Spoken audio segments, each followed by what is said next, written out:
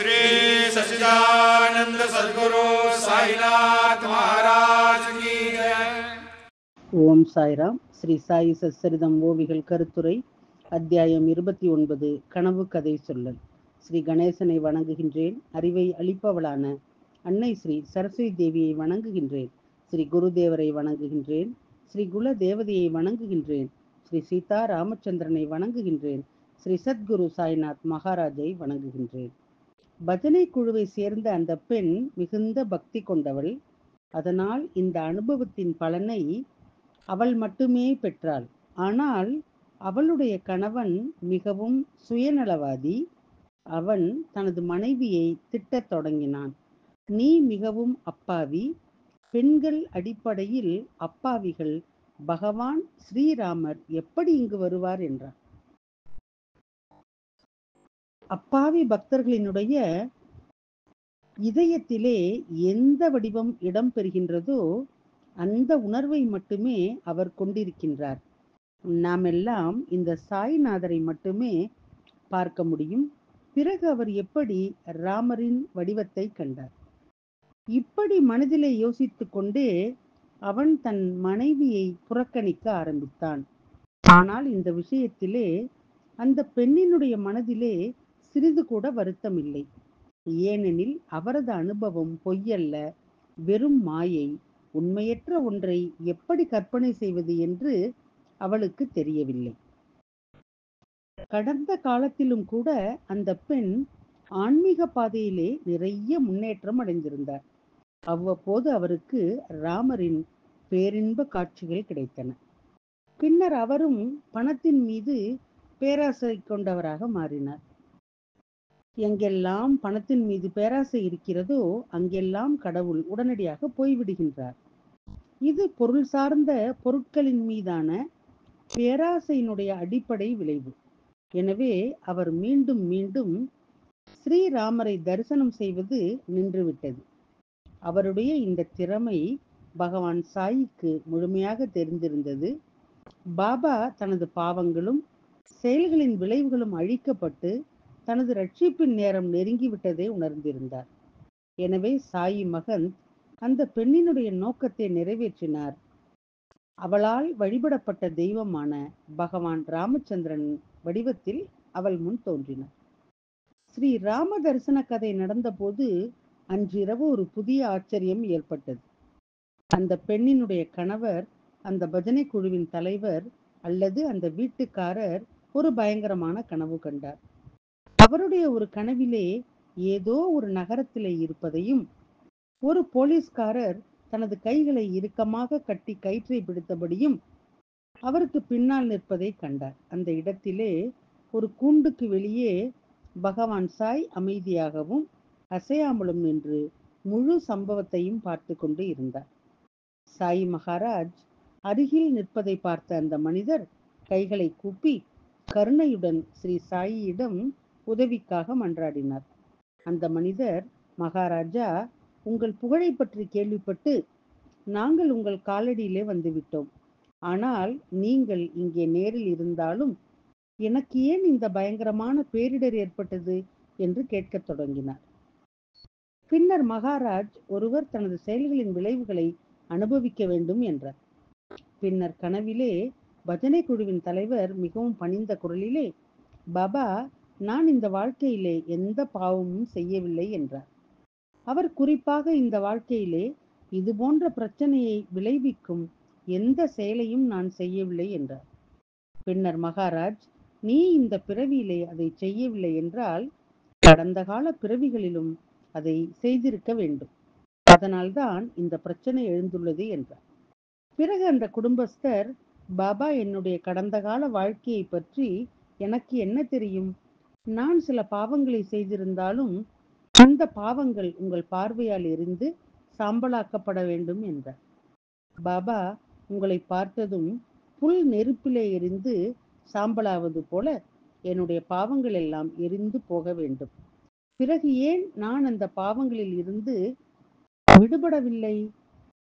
பின்னர் மகாராஜ் சாய்நாத், ஆனால் உங்களுக்கு என் மீது அவ்வளவு நம்பிக்கை இருக்கிறதா என்று கேட்டார்.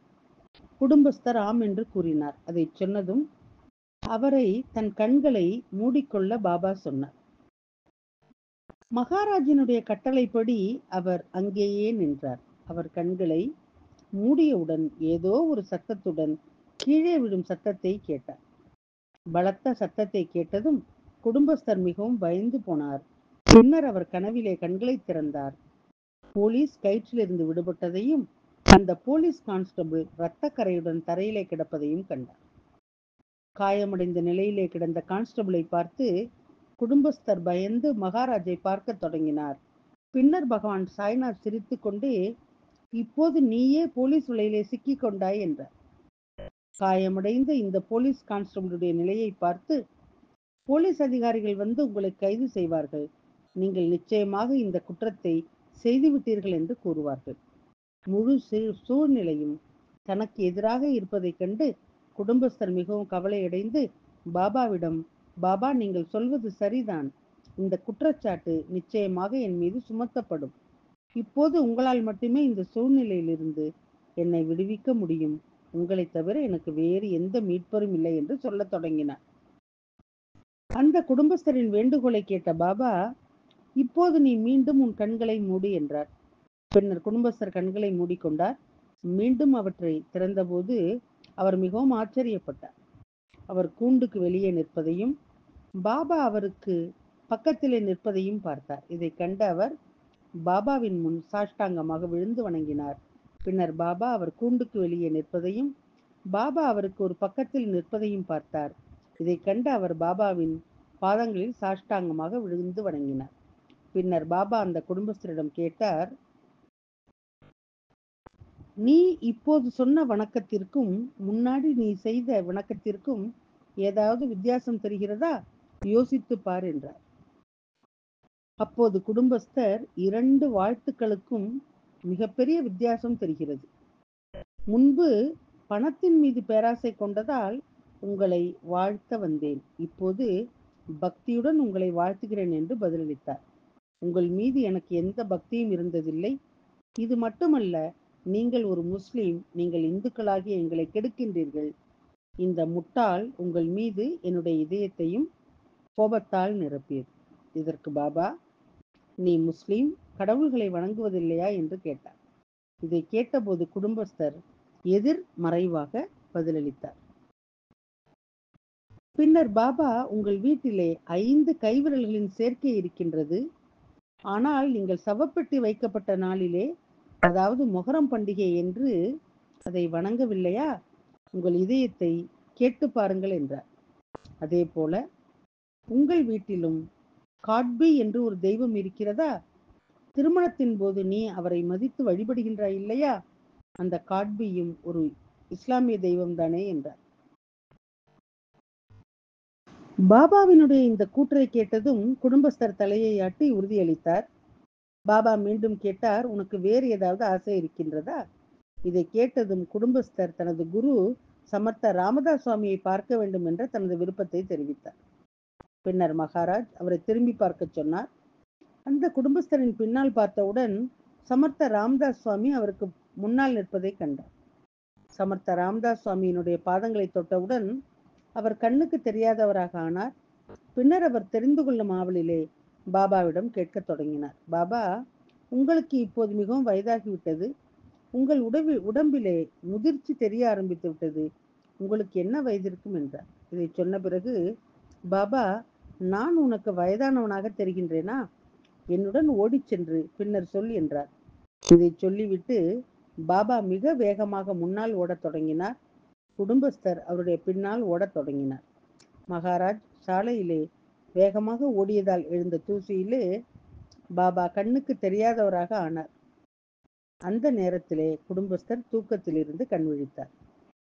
அந்த கனவை பற்றி கவனமாகவும் தீவிரமாகவும் யோசித்த பிறகு அந்த குடும்பஸ்தரின் மனப்பான்மை முற்றிலுமாக மாறியது. மேலும் அவர் பாபாவினுடைய மகிமையை விவரிக்க தொடங்கினார்.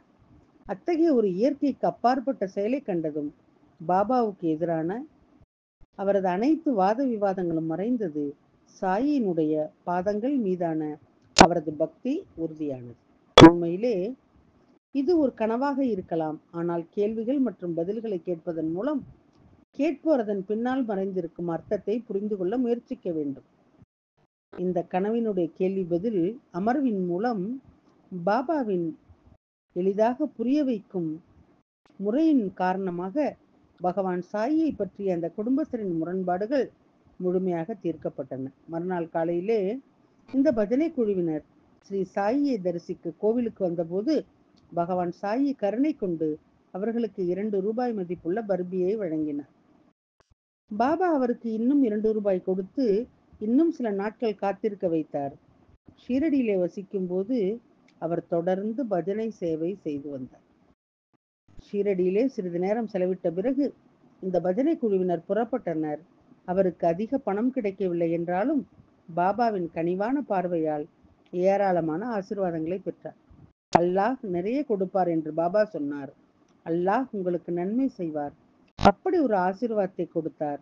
இந்த ஆசீர்வாதம் காசிக்கு அவர் மேற்கொண்ட பயணத்திலே அவருக்கு பலனளித்தது.